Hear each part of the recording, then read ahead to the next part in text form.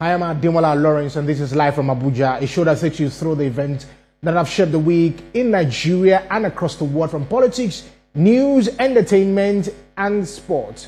We'll begin with a rather devastating report on a fatal truck accident that occurred in Karu during the week, resulting in a multi-vehicle collision. It involved 18 vehicles, including 2 articulated trucks, 2 buses, and an SUV. And 11 cars, many of which were engulfed in flames. The injured were rushed to various medical facilities, including the National Hospital, Asokoro General Hospital, Karu General Hospital, and the State House Clinic, all in the Federal Capital Territory, where victims are receiving treatment. Patients sustained first-degree burns from the devastating fire incident triggered by the accident. In light of these, the National Blood Service Agency, NBSA, is urgently calling on Nigerians, particularly residents of the FCT, to donate blood to submit victims of the tragic vehicle explosion, stating that the devastating incident has resulted in multiple casualties, many of whom require immediate blood transfusions.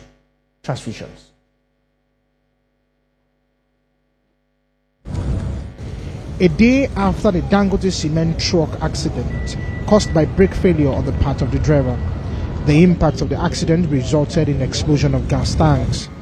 But it was several hours after the tragedy that the remaining cylinders were evacuated, preventing another potential explosion.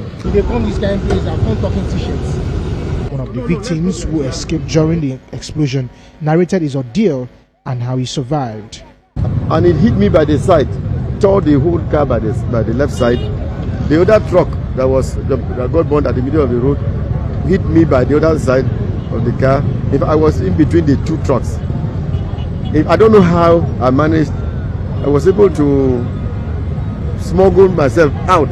For the regulatory authorities, there must be an enforcement of the law which clearly states specific routes and time for trucks and tankers to move, as part of efforts in preventing explosion. We must also deliberate and take a firm position on delineating routes, specific routes for trucks to commute, and commuting times. The debate yesterday was whether, if we limit them during the day, are we supposed to, given the state of infrastructure, to encourage night driving? We in FCT, we have timing in flying this road by trucks. In the morning it's from 6 a.m. to 10 a.m. and in the evening it's from 4 to 10. When brakes fail, that means the authorities in charge of inspecting vehicles, ensuring driver training, and also ensuring the maintenance of vehicles are enforced on our roads, they have to step up to do the work. But you cannot say, just because on a particular scene of one accident, there was CNG truck there. TVC News visited Karu General Hospital, one of the hospitals.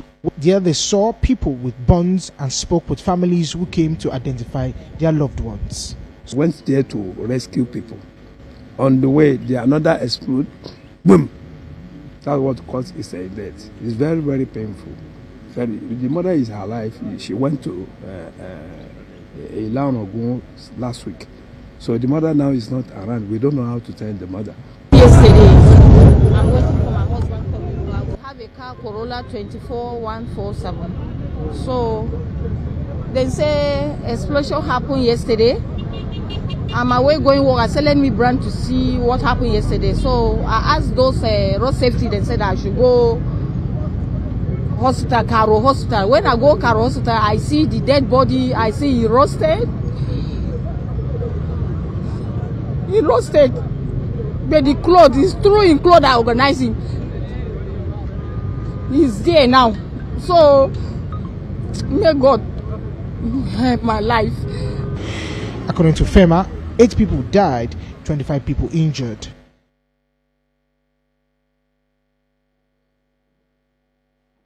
What a devastating news that happened in the course of the week. Well, joining me in the studio is the Director General of the National Blood Service Agency, Professor Sale Yuguda. Thank you so much for joining us this morning. It's a pleasure being here. Yeah, you look at this and, it's a devastating one. We just had an explosion in Lagos sometimes last week or 2 weeks ago, and this happened in Abuja. And one will wonder, is it because of the season and all of those things? But, now let's, at times like these, with such emergencies, we see how it is really critical to get victims to medical facilities for care. And of course, more often than not, during this emergency care, they need blood. How can we work together, towards having adequate blood for such emergencies? So thank you very much. It's a really sad one, what happened recently. So as you are aware, whenever we have such kind of incidents, there is a need for urgent medical attention for the victims. And most of the time, when they reach the facilities, one of the major things they require at that point in time is blood supply. This blood supply, lack of timely intervention in terms of getting blood for these victims impacts negatively on the outcome of the accident. So if you look at generally in Nigeria, about 30% of our blood use are due to accidents and emergencies. So, and road traffic accident, blasts like these ones constitute a major form of victims that happen in Nigeria. So, generally, what we do as an agency is to provide such blood to the hospitals so that they will come to us, collect blood and blood products. That's what we call blood products, plasma, that are also required for managing those kind of patients, more especially in areas of explosion like this that requires that happens on the road. So we do give emergency support to the hospital. We provide them with blood and blood products that they can use to manage such patients. So one of our major challenges is lack of availability of the blood and blood product across our hospitals. And this is mainly due to lack of willingness by the populace to come out and donate blood voluntarily. If you look at it, we are only able to provide less than 30% of our national needs, because by the WHO standards, we require not less than, based on our population, we require not less than 2 million units of blood annually. But unfortunately, we are only able to supply less than 500,000. So you can see there is a huge gap of up to 70%. And this happens as a result of lack of awareness and also willingness by the populace to come out and donate blood. That's one of our major challenges. And when that incident happened in Karu, so the following day morning, we went to the same area thinking that people will come out and donate blood. Fortunately, we were able to get some, but the turnout is quite low. And maybe because of the fasting periods, and maybe for some other reason, but like yesterday, we had an influx of some donors into our offices where they came out and donated blood voluntarily. Okay, so, I was also there a day after the event. As a matter of it was my voice you were hearing during that report. And one of the things I noticed was that, despite the fact that after the incident, people were still hanging around, the incident area. But one of the things I wanted to also talk about is, these victims are being treated across various medical facilities in the FCT. What exactly do you think that the medical personnel are actually battling with right now? And how many persons in total do you need blood for, or probably the patient that's currently at your disposal that needed blood right now? Yeah, basically, if you look at it, what happened, there are about 30 or so individuals that are admitted in various hospitals. Okay. So like those in the National Hospital, they reached out to us. They collected some units of blood to take care of this. So now, currently, as with all BANS patients, this period is very critical for them. Yeah. So they need to get out of this critical point before you talk about anything. And most of them are also requiring that blood. So we have already reached out to National Hospital. We are supporting them with blood, and we have opened our doors for them to come and collect whatever they need, blood and blood products. So that's basically what we are doing. So currently there are about 30 patients that are on admission in various hospitals, ranging from the National Hospital, Gwagwalada, as well as some private hospitals and even the Karu General Hospital. So we are also working together with them to see that we meet up with their demands. Tell us about the turnout of people, in donating blood. Yeah, like I said earlier, the turnout is very, very low. Okay. It's very, very low. Like I told you earlier, we are only able to get less than 30% of our needs. So what we are doing is to reach out to the community, to talk to them, the religious bodies, talk to them, talk to their people, come out and donate blood voluntarily. Because unfortunately for us, blood is such a commodity that you cannot go and manufacture anywhere. So the only way you can get blood is from you and I coming out to donate blood voluntarily.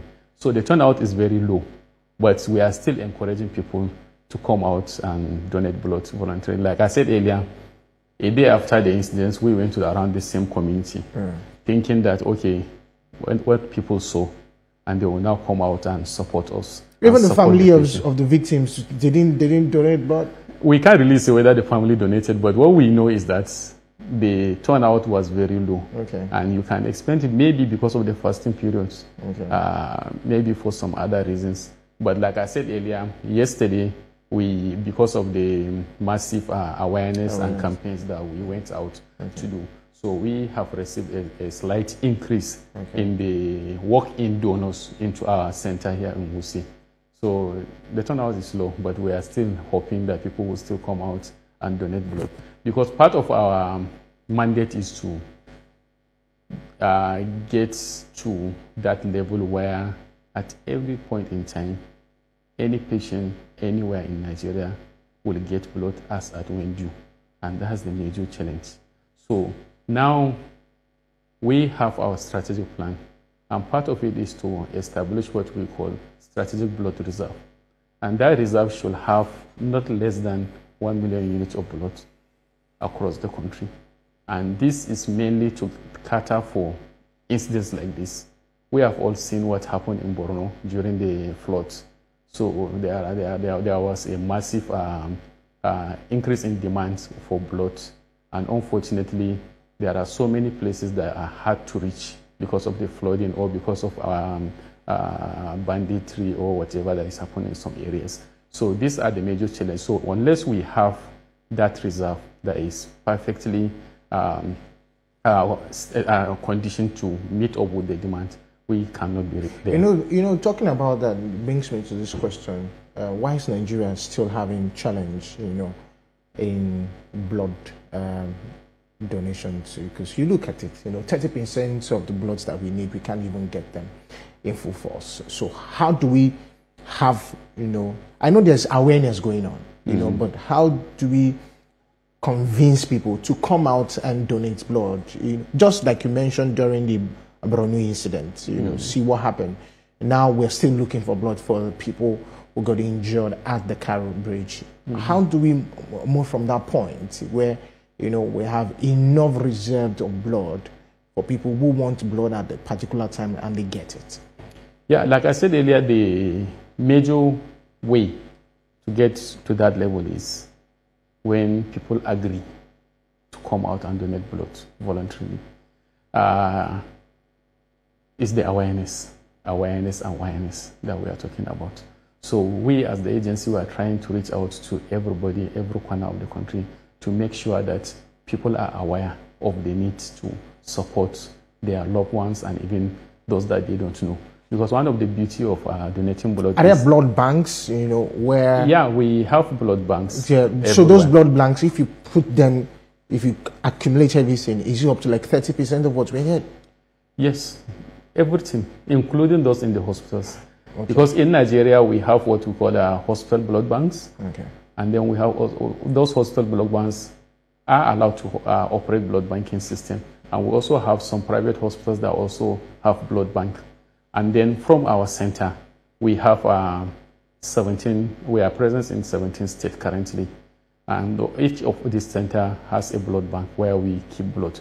But like I said earlier, the major strategic blood bank reserve that we are talking about are supposed to be stationed in Kano, Abuja, Port Harcourt, and Lagos. And these 4 cities, if you look at them, are choosing because of their strategic position and even the population. Yeah. So, and even the location, so that they can take care of the other places. So part of our major challenge is that of infrastructure.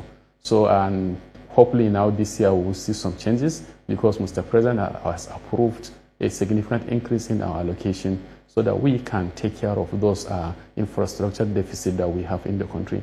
And also the Honorable Coordinating Minister of Health and Social Services we are also working together. He's also assisting us to see that we have achieved this mandate of making sure that blood and blood products are available. If you look at the Nigerian's health sector renewal investment initiatives, so you see that they are governed by 4 major pillars. So good governance, you have quality health services, you have health security and unlocking the value chain. So if you look at it, this health security that we are talking about, this is what we are talking about, to make sure that every individual of the country is secured health-wise. And part of it is whenever he's in need of blood and blood product, he gets them as and when due. So, and this are part of the major challenge that we have. So we are addressing this, and I can assure Nigerians that this year they will see some changes. We have already started seeing the changes with the initiatives of the Honorable Coordinating Minister of Health and Social Services, Professor Muhammad Ali Pati. So we'll see, inshallah, some changes in the blood service in Nigeria. I just want to ask you this one more question, and that has to do with, is it everybody that can donate blood? Yes and no. Okay, all right, so explain. Yes and no. So what happened is we have laid down criteria for donating blood. And if you look at it, potentially, everybody can donate blood. Okay. Yes, potentially. Both male, female, old, and the young one. And the first criteria is looking the age. So you must be from at least the age of 17 before you start donating blood. And then you can reach up to 60, 65, depending on if you have been a regular donor. If you have been a regular donor throughout your life, we collect blood up to the age of 70. Okay. But if one is just coming for the first time, we don't take blood from somebody that is more than 60 years. So that's the major one. And then we also have to make sure that you are in a state of good health. Okay. You are free from any medical illness, any febrile illness will be asked. And then also make sure that you yourself, your blood level is up to the level that it will not going to be harmful to you donating blood, because we have had instances whereby somebody will come and donate blood because of improper checkup. Then he will now go out and collapse immediately. So you have to transfuse that blood to him. So these are major criteria that we use. And then also a woman that is already menstruating during her menstrual period, you don't expect her to donate blood because she's already losing some amount of blood. The same thing, pregnant women as well as lactating women, we don't want them to come and donate blood because of obvious reasons. So donating blood, I can say everybody is free to donate blood. And part of the joy of donating blood voluntarily is you are not under any pressure. You don't have anybody that is sick, for whether you are relatives or whatever, because the major source of blood in Nigeria currently are what we call family replacement donors. So, but when you come voluntarily, so those people that are coming to donate for their loved ones, mind you, they are already under stress. Their loved one is sick. So they tend to hide some of this vital information. For example, if we ask them, are you sick? Have you been febrile in the last 1 week or so? They will tell you no, because they want to save somebody's life. And then whether they are involved in random sexual, unprotected sexual habits around the town, they are likely going to say no. And part of the major thing, Joy, is that you stand the chance of getting regular medical checkups. When you come to donate, after giving you health talk, we'll also ask you about check your blood pressure, check your blood level, screen you for HIV, hepatitis B and C, syphilis. All these are free. And then you now go out with that feeling of big service to the community. That's interesting. Thank you so much. I think the last time I donated blood was in 2016. Wow, so we expect you to come tomorrow. So I want to see you tomorrow, so that we will donate. Well, we will come here and collect our blood tomorrow. So thank you so much, Professor Sally.